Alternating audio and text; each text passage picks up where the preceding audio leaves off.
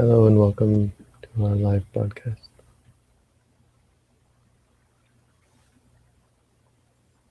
Today we're looking at Anguttara Nikaya Book of Threes, Sutta 68. Anyatitya Sutta. No? Anyatitya Sutta. Anyatitya. Titya means one who stands. Titya, who stands outside. It's used to mean someone who is in another religion. Anya means other. Anyatitya, someone who stands elsewhere, something like that.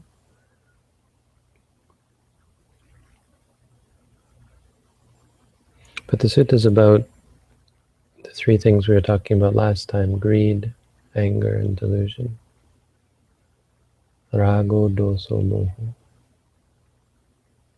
Raga, dosa, moha. Raga means lust. Dosa, anger. Moha, delusion. Of all the things we have to deal with, all the problems that we have in life, according to Buddhism, it all boils down to these three things. All the challenges we have, all the causes of suffering. The causes of suffering aren't outside of ourselves. We don't suffer because of our circumstance. We don't even suffer because of our physical experience. We don't even suffer because of our mental experience for the most part. None of that would be any problem, even though it seems like the biggest problem. None of it truly would be a problem if we were free from raga, dosa, and moha. And it's common for religious people to talk about raga, lust, even anger.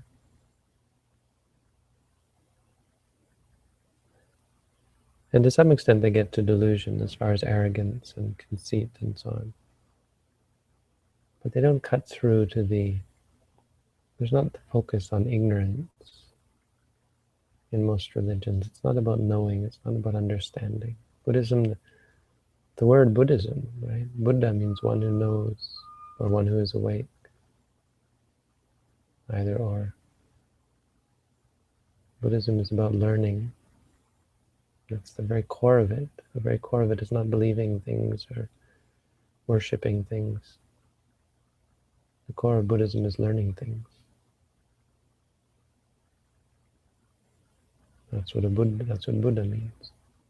One who has learned so they know, one who knows. And they know because they study, they learn.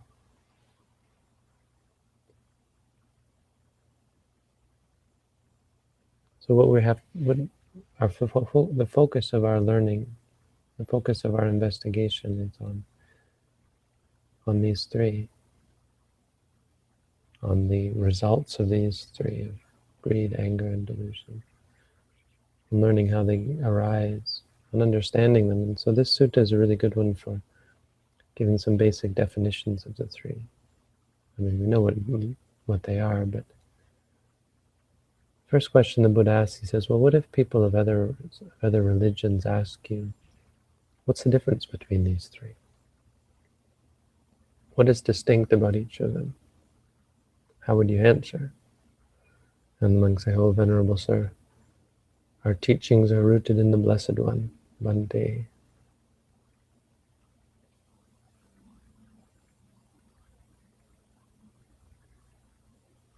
Bhagava Mulaka. The Buddha with the Blessed One as our root. The Dhamma has the Blessed One as its root, as its root for us. Bhagavang Nidika. They have the Buddha as our leader, our guide. Bhagavang Patisarana. Buddha as our help, support. It would be good if the Blessed One would tell us. And so the Buddha said, well, then listen. He said, if people ask you what the distinction between these things are, you should answer thus. Lust is slightly blameworthy, but slow to fade away. Hatred is very blameworthy, but quick to fade away. Delusion is very blameworthy and slow to fade away. This is the distinction. It's an interesting thing that we might not think about it, but it's true, you know. We don't generally blame each other for having desires. Desire is often looked upon as a good thing.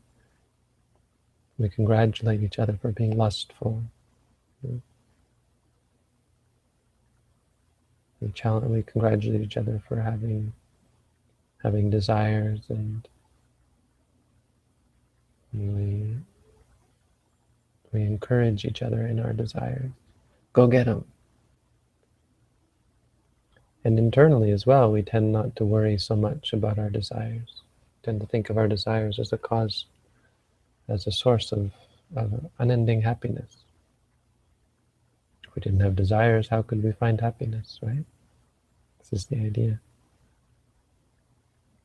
They're not something that's highly blameworthy, but we don't blame it.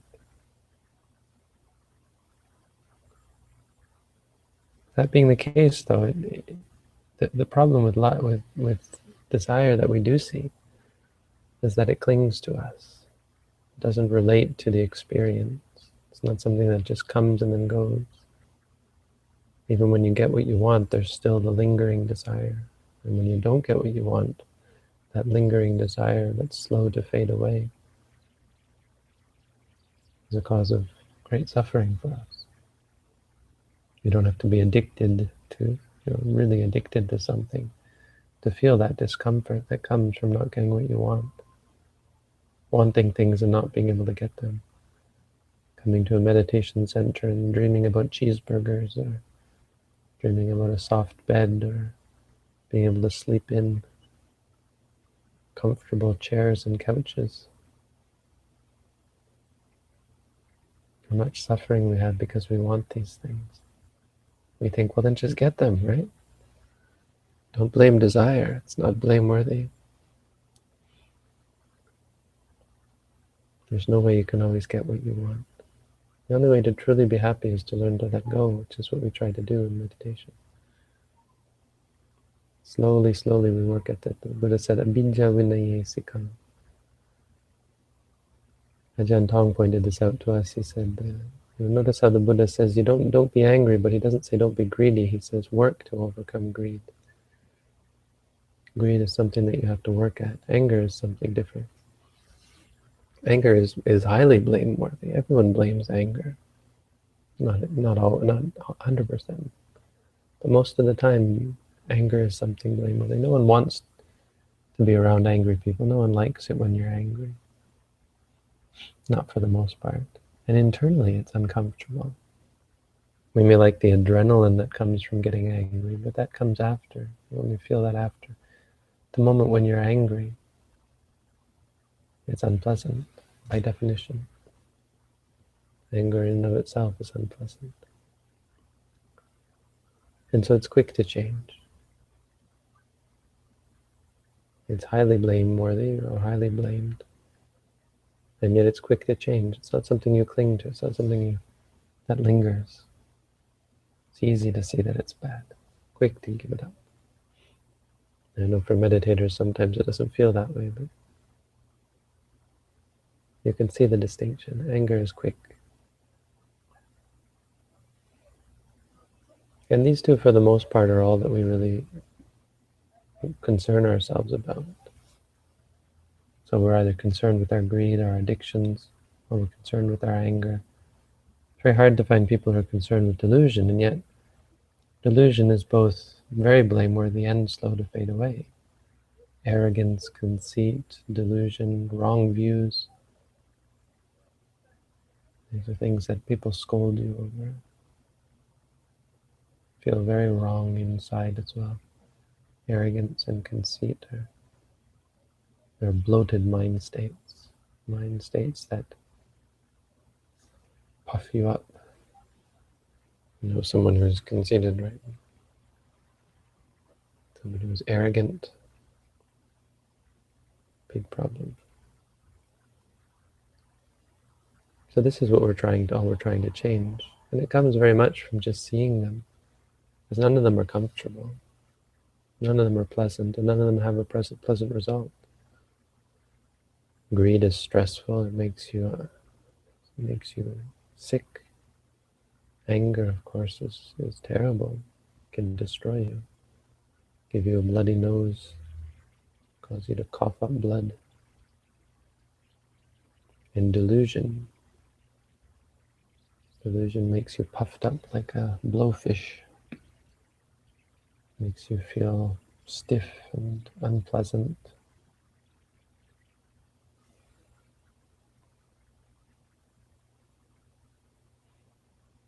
You can see all this through meditation. And more than that, you can see the results and how bad you feel because of the results. How bad you feel when you see yourself chasing after anger and the suffering that comes for you and other people. When you chase after greed and the suffering that comes to you because of that. And the suffering that comes to others. And delusion, of course, when you're conceited or arrogant, or just confused. How much trouble we cause just by being confused, or by confusing ourselves. But the sutta doesn't stop there. It's actually quite detailed here. In such a short, it's not a very long sutta, but it has quite a bit in it. So he says, well, what if they ask how lust arises? And that lust that's arisen, how does it expand? What is it that increases lust, desire? So what would you answer to that question? It says you should answer an attractive object. When you attend carelessly to an attractive object, lust arises or increases if it's already arisen. Seems simple, right? It doesn't seem like a very profound truth, but ask a meditator about this. Ask them how they feel about that statement. You can verify. Someone who practices insight meditation can see the attractive objects and the desire. You see a beautiful person or a beautiful image or beautiful food or flower or something, or you hear or smell or taste. The attractive object. You're not very mindful, that's what gives rise to desire. It's quite an important teaching. Because it also means that if you're mindful about it, then desire doesn't arise. If you're careful, the attractive objects aren't the problem. Good food, beautiful things, they're not the problem. And if they ask, well, what is the cause for arising and increase of hatred? You should answer a repulsive object. So the opposite, something that's repulsive. Bad food, ugly things, a loud noise, a hard bed, bad thoughts. All of these things, something that we identify as being unpleasant. And if you attend carelessly to it, that's how hatred arises or increases.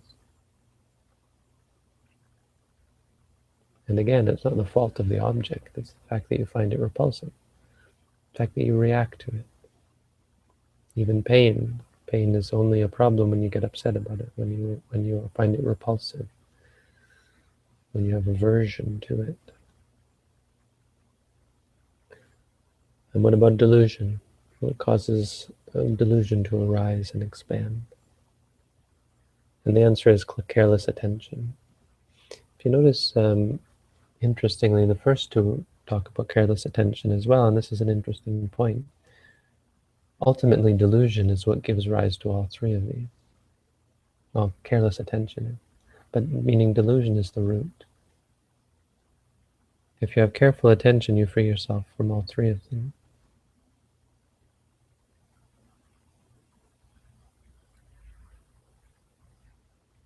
What that means is careless attention gives rise to delusion for sure.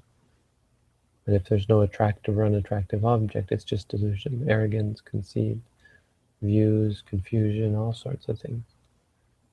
Every moment that we're not mindful really is a moment of delusion, which, I mean, every experience anyway. Everything you experience without mindfulness, without careful attention, there's delusion involved, cultivation of delusion. This is how we build up arrogance and conceit and views and confusion and delusions. Moment after moment of lack of careless attention. And suddenly we find ourselves all full of ourselves or stuffed up or conceited or so on. Confused at the very least. And we have this dull state where we aren't really able to distinguish right from wrong and good from bad. We aren't able to find solutions to our problems, all because of delusion. And so what causes these things to cease, to fade away, or to not arise? And you've got some interesting answers. For greed and anger, there's actually simple practices. For greed, if you focus on what is unattractive, this is actually a meditation practice. You focus on, say, the body. Focus on the parts of the body that are repulsive, which turns out to be pretty much all of the body. If you focus on the skin, for example, you look at the skin objectively, you'll start to see it's actually unattractive. When you focus so much on it, you start to give up your attachment to the body and your attachment to beautiful things in general.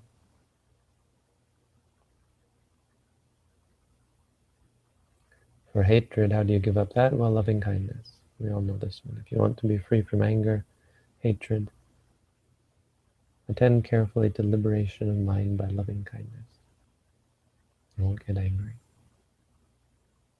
Constantly think about kindness towards your friend, towards your fellow beings. Friendliness gets rid of anger. But it's quite common for us to mistake these as permanent solutions, as real and lasting and viable solutions, and they're not. They're useful as a stopgap measure. But as I said, delusion is the root, and if you don't get rid of delusion, there's always the potential for these things to come back. So most important is careful attention. Because what is the cause for delusion? Or what is the way by which delusion doesn't arise? Careful attention. When you attend carefully, how could delusion arise? And it's more than just that, you feel it. You can feel the clarity of mind. You can feel the purity of mind. In the moment when you're mindful, the objects are the same. You still feel the pain. You still hear the sound, see the sight. You still watch your stomach. But your mind is clear. You know it as it is. When you lift your foot and you're aware of it just as lifting, in that moment you can feel the clarity. Your mind is clear. Careful attention. It's really the core of what we're after here, core of our practice. So these three, don't forget about these three and make them the focus of your meditation. Not meaning you have to go looking for them, but be very careful that this is what we're after. This is what we're out to destroy. If you want to know how whether your practice is progressing, you can ask yourself, am I coming to free myself from greed, from anger and delusion? It's more something over the years you can start to, well, months, weeks, whatever, you can start to see a difference. If you practice for a year, you can ask yourself, over this year, have I started to desire things less? Have I started to become less angry? Have I started to become less deluded? This is how you determine whether your practice is successful. So that's the Dhamma for tonight. Do we have any questions? I think we do. We do. Bante, when I do a repetitive task, I note the different parts of this task, but sometimes I anticipate the next action. For example, when I do walking meditation, sometimes I anticipate that I have to stop at the end of the path, and sometimes just before I have to stop. How should I note that? Is it anticipation or intention? Thanks. You can say intending or wanting or so on. You can also say anticipating. If it's too much, you can just say knowing, knowing. But yeah, it's great that you're able to see that. I have been going through your meditation techniques and applying it in my daily life. Yes, it really works. Hmm. My mind is like a decaying radioactive element emitting too much thoughts and playing scenarios. It's calming down a bit. Thank you for your remedy. Question. When I say I feel jealous and I say to myself, disliking, disliking, these words eventually halt my mind in further thinking. Does the disliking word prevent the reaction which should have taken place in the mind if we hadn't said disliking at that moment? Yes. If you hadn't said disliking, instead there would be a reaction to the disliking, which is generally a build-up of more disliking.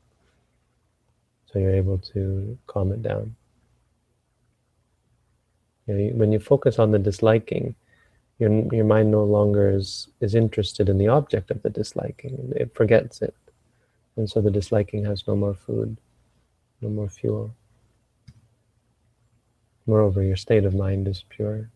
So even if you then focus on the object and say thinking, thinking, and so on, then there's no more, the disliking won't arise. Why is it that we cling to bad thoughts? You would think because they're bad and you dislike them that there would be no need to bring them up. Hmm. That'd be nice, no? Well, you give them a power, right? You create an energy. Greed and aversion work in the same way because they give energy to the thoughts. They go away when you stop giving them energy. And you free yourself from so much when you stop attending to them. And you stop reacting to them. There's an energy involved. But that's one way of explaining it. I mean, another way of explaining it is it's a habit. When you dislike something, and every time the thought comes up, you dislike it more. And you tend to dislike anything, you start to dislike anything that even remotely resembles the original thing that you were disliking.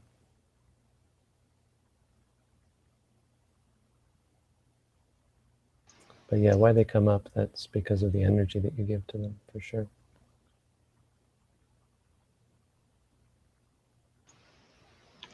Bhante, could you comment on the Iddhipadas, specifically their role in insight meditation and in daily life? Sometimes I find myself determining to use a particular Iddhipada, such as working up desire to practice or evaluating if I'm practicing correctly, occasionally during formal meditation. Is this good form or too speculative? It's fine. Just don't confuse it with actual meditation. This is the reflection portion where you step back. Vimamsa is the fourth one, where you step back and speculate. Am I doing it right? Am I doing it wrong? Am I progressing properly? And you think, I need to be, I really don't have the desire to meditate. I should really work on that and really appreciate the meditation. Or you don't have energy and you think, wow, well, here I go. I'm getting lazy. It's a good way to not to purposefully push for these four, but to realize where you're lacking. Because wherever you're lacking in one of these four, or in any good Dhamma really, it's because of something. It's because of greed, or it's because of anger, it's because of delusion, or more detailed, it's because of the five hindrances. So noticing where you're lacking is a great way to ferret out the things that you're not being mindful of. You start to realize, I'm not really being mindful of my desire to lie down and sleep. I'm not being mindful of the frustration, or the anger, the disliking, or the boredom. And so on.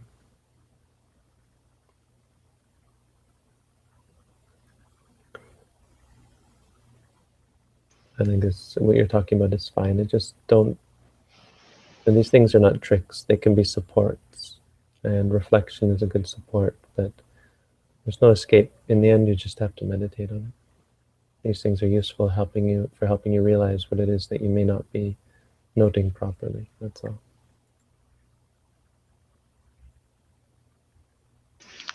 Are arahants always in the fourth jhana? Nope. Some arahants never reach the fourth jhana.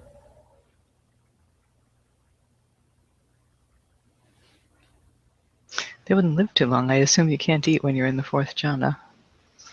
That's right. That's Bante, an understanding of what is the fourth jhana. And in fact, it seems like there's different things that can be called jhana, so it's really hard to say. But in a technical, like Visuddhimagga based way, no, they're certainly not always in the fourth jhana.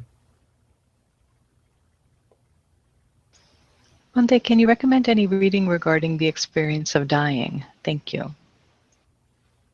Any reading? Well, Mahasi Sayadaw has a book called the Pura Bheda Sutta that you might be interested in. It's a commentary on the Buddha's teaching on the Pura Bheda Sutta. Dhamma to be accomplished before death.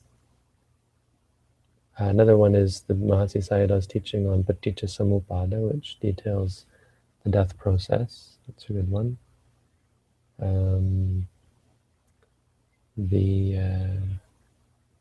The Dhammacakkappavattana, his discourse on the Dhammacakkappavattana Sutta is a good one as well. Not much about, but there's some stuff about rebirth in there. Yeah, under the second noble truth. Anything by the Mahasi Sayadaw, but those are the ones that talk about death that I can think about.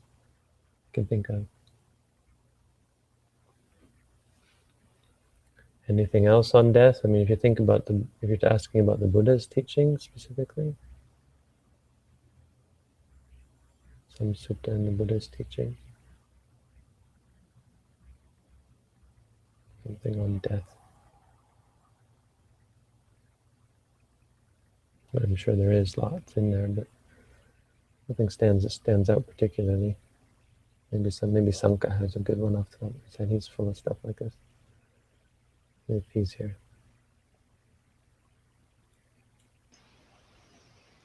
New meditator. I don't get concepts yet. I look at my cat and I see a cat. I touch my cat and I love my cat, but the cat is a concept. My friend sees a cat, but he is a concept and he is also seeing a concept. And I am a concept. If we all are concepts and don't really exist, why am I bothering to look after my horse and my cat? Why is it wrong to kill a concept? As I keep meditating, will this become clear, or should I study this intellectually also? It'll become clear through meditation. But the point is to not give rise to greed, anger, or delusion. So if your mind is free from those things, then there's no need to do anything. The problem is we live in terms of concepts, and it's not that we should give up and discard them. It's that we should understand that they're not exactly the reality. The underlying reality is only experience. The problem is when you do things like kill your cat, you engage in an incredible amount of greed, of anger and delusion involved with harming, the intention to harm, because you see it as a cat and you're thinking about ending its life. I mean, I guess the point is, if you're killing your cat, then you're thinking in terms of concepts. So if you weren't thinking in terms of concepts, it would be impossible to kill your cat, because you wouldn't see your cat. But because you're thinking in terms of concepts, you have the anger and you have the delusion relating to harming the cat. You can't kill a concept. I mean, The point is, in reality, there are no concepts to kill. But when you deal with concepts and you think of killing your cat, there's anger and delusion, which are real. So your reality is affected by your relationship to the concept. That's all. Which is why if you kill the cat accidentally, there's no problem, because the underlying reality doesn't support the suffering. It doesn't make it a problem. Doesn't support the killing. You didn't actually cultivate unwholesome mind states. It doesn't mean that the cat doesn't exist exactly. It means that what you call a cat is actually just seeing and hearing and smelling and tasting and feeling and thinking. Buddhism isn't so much about what is out there, like does this room exist? Does that person or that cat over there exist? It's more about what is real in an ultimate sense of experience. So we're just talking in a different language, really, or looking at things from a different point of view. And from the point of view of experience, you don't ever experience a cat, is all that the Buddha is really saying, all that Buddhism really says. You don't experience a cat, you experience seeing, hearing, smelling, tasting, feeling, and thinking. You can never experience a cat or a person. That's why they're considered concepts, because according to the paradigm of experience, they don't exist. I mean, if you think about it, from a scientific point of view, it's also quite easy to understand. Cat doesn't exist. It's made up of molecules. The molecules don't exist. They're made up of particles, made up of subatomic particles, which are made up of who knows what, quantum fields apparently, whatever that means. That's a good question. But I wouldn't worry too much about it. More in terms of your meditation. When you're meditating, try to see reality rather than concepts. So if you hear a cat, you're not actually hearing a cat. So you can't say cat, cat. You have to say hearing, hearing. A cat arises in your mind. Oh, that's a cat. Because if I play back a recording of a cat, it's not actually a cat, right? So there's this whole, it's not just Buddhism, philosophy asked this question, and this is where the movie The Matrix came from. This idea of a brain in a vat. It precedes The Matrix, but it's this idea, how do you know you're not just a brain in a vat? A vat of fluid to keep the brain alive, hooked up to a machine to feed you stimuli and make you think that you're seeing a cat. Because it would be indistinguishable with the right equipment. You wouldn't be able to tell the difference. Could just be a brain in a vat, or any number of different things. This could all be Krishna Lila. It could just be Krishna's games he's playing. Maya, this could all be. According to Hinduism, that's what it is. We can't know whether it's one or the other. This is how concepts work. What we can know, and this is why Buddhism is so important and so useful, we can know hearing is hearing, seeing is seeing, smelling is smelling, tasting is tasting, feeling is feeling, thinking is thinking. Those can't change. We don't know what we're seeing, whether it's this or that, or real or not real. But what we know is real, and that's why we call it ultimate reality, is experience. Hope that helps. Is it just me, or can I not find the commitments when you use the option to add everything on one page? Maybe it's just a bug. I don't know. If you can't, go to the issues and add an issue. Why when I click on the question doesn't it disappear? Hmm. Good. And here's Sanka's question. Bante, are Vimansa and Vichara synonymous? No. Mimamsa refers to a type of wisdom, I believe. It's a sort of a reflection. Vichara is applied thought. Vitaka is applied thought. Sorry, applied meaning applying, going to the object. Vichara is sustained thought, when you fix on an object. You grasp the object like that. Something like that. There's actually a little bit of different explanations about these two, but vitaka and vichara is just thinking about something, basically, a type of thinking. Vimamsa is discerning, discernment. It's often translated as, I think, being discerning about something.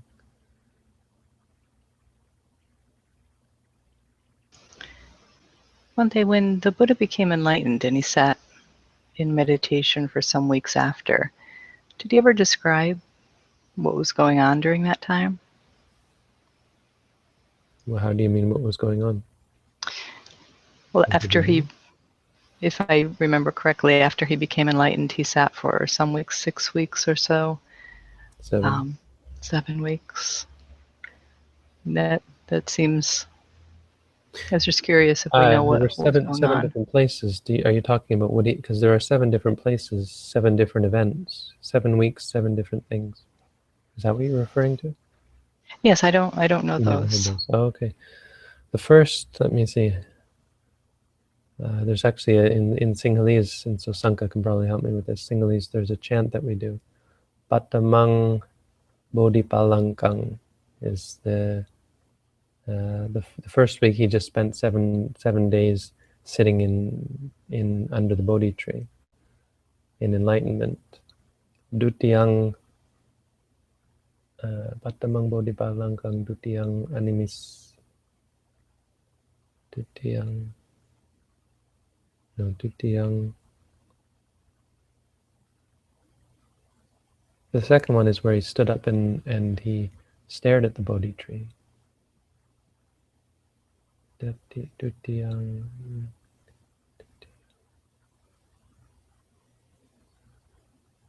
I forget the Pali. Patamang Bodhipalanggang Dutiyang Animis and I forget it. The third one, Tatiyang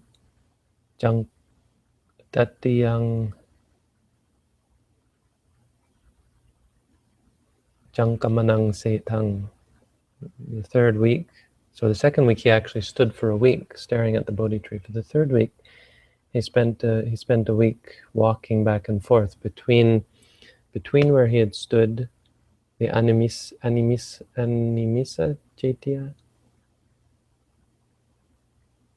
and the Bodhi tree, and he walked back and forth. And you can still, if you go to Bodh Gaya, you can see all these 7. And we walked around to all 7 of them and talked about them last time I was there. And I've done walking meditation several times where the Buddha is said to have walked.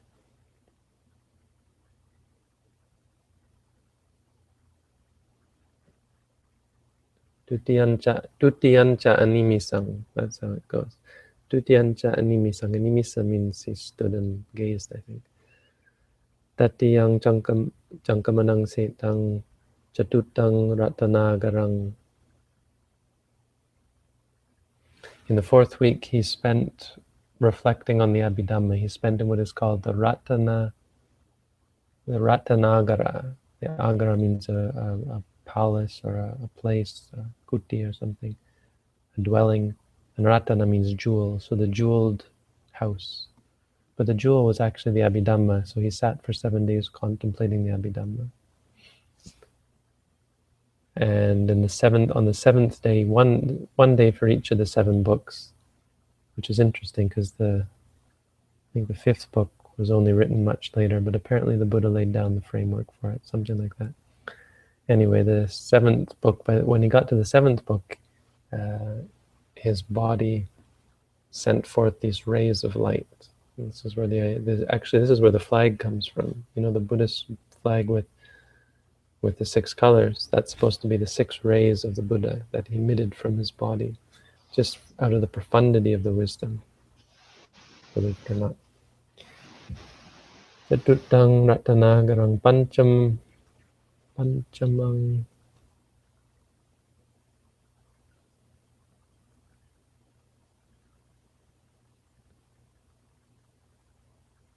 Anjapala. The Anjapala tree. That's where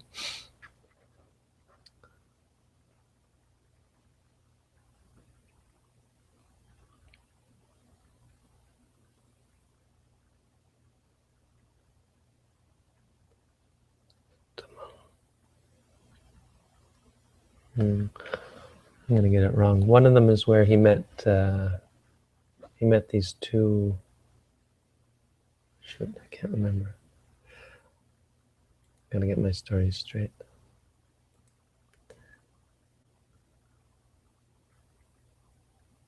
I'll find it for you. Wait, Anja, no. Diga. Is it? No. Where did that come?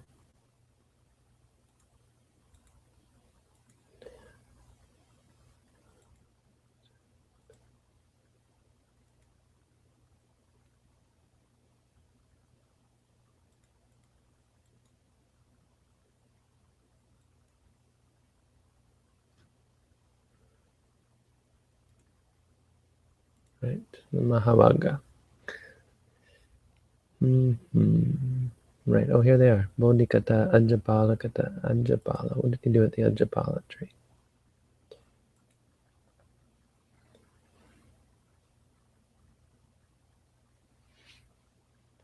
Right.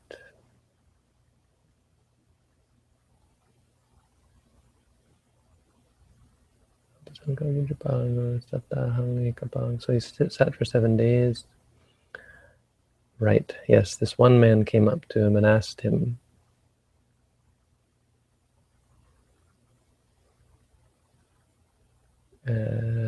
what makes one a Brahmin? Is that what he's asking? Kitavata Nukobo Gotama Brahmano Hoti. What makes one a Brahmin? And what are the Brahmana? What are the Dhammas that make one a Brahmana? And the Buddha taught Yo Brahmano Bahita Papa Dhammo. It's a play on words. Brahmana, a Brahmin. The Buddha takes it to mean from Bahita Papa Dhamma. Means the Papa Dhamma, evil Dhamma, has gone outside. Thus one is a Brahmana. And how you call someone a Nikasawa? Nikasawa. No. You call someone an Anyway, he gives some names here, plays on words, really etymology that is, I think, specific to the Buddha himself. Spent 7 days there, and the only thing that happened is this one guy came up to him and asked him this question. The 6th week he spent under the Muchalinda tree. And this one we all know of, the snake Buddha. Oh yeah, yeah. Muchalinda was this snake. So for those 7 days it stormed, and this Muchalinda Naga put his snake head over the Buddha and wrapped him up in his coils. He said, Ma Bhagavantang Sitang, may the Blessed One not be cold. Ma Bhagavantang Unnang, may he not be hot. And so on and so on. And then the Buddha gave another udana, he gave an exalted utterance at the end. Sukho viveko tutasa. Happiness is the solitude. Happiness is the solitude of the content, something like that. And Oh, then thank you, the Bhante. 7th, we're not done. Oh wait, actually I'm going in the wrong order. Huh. Ooh, did I go in the wrong order? Oh, number 7 is Rajayatana. And at the Rajayatana tree, yeah, this is where he met these two, Tapusa and Bhalika. And Tapusa and what are the names? Samayana. Tapusa, is that their two names, or is that their same name? Yeah, Tapusa or Tapasu, depends how you say it, and Bhalika. And this is an interesting story. These guys came to him and they asked him some questions. Let's look at the English here. I get it right. They came to see him and they offered him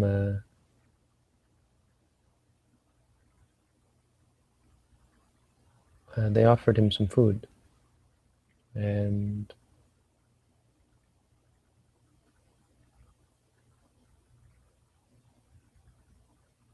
they and the Buddha gave them a teaching. Somehow he talked to them, and they accepted the Buddha and the Dhamma as their refuge. So the first interesting thing about these two guys is they are the first people, and maybe the only people, who actually took refuge in the Buddha and the Dhamma. So you talk about the Tisarana, these are the Dvisarana, because there was no Sangha yet. So these two sat down and took refuge in the Buddha and the Dhamma. And so on our exams, we have to learn that. You have to, who are the first Dvisarana? You have to answer these two guys. And but the other interesting thing about them is they took some hairs. The Buddha gave them some hair, and they took these hair home. And the interesting thing is that the Sri Lankans say they took them to Sri Lanka, right? The Burmese say they took them to Burma. The Thais say they took them to Thailand. The Cambodians, I think, say they took them to Cambodia. The first relics. Yeah, everybody's got these hairs. They're in all the different Buddhist countries, because anyway. So that was the 7 week. He spent 7 weeks under that tree. So it does actually talk about where he spent the 7 weeks. I don't think this part actually does mention all 7 of them, but let's see. That was interesting, Bhante. Thank you. Welcome. During your interview with David Holmes, he said there was a head monk that everyone could see vibrations coming out of him. How common is that? I've never seen such vibrations. Maybe he just meant good vibrations, like good vibes. But you could see vibrations? Never heard of it. David's a monk now, he's ordained. Haven't seen him since he ordained, but yeah. I mean, he follows a bit of a different, different tradition, I guess you could say.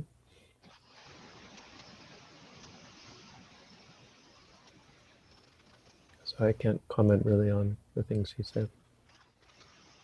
Not all of them, anyway. He's a good teacher. He's got great things to say.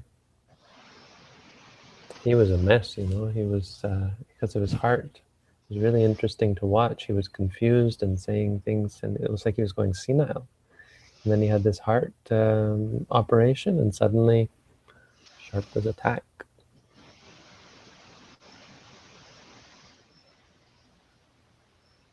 Yeah, that was so nice to see. He became a monk just about a month ago.